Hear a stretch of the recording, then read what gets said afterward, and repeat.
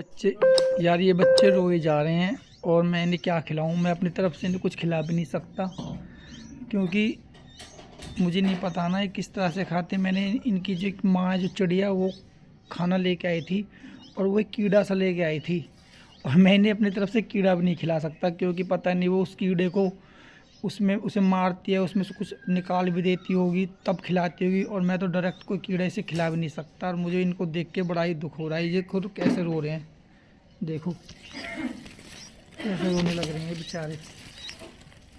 देखो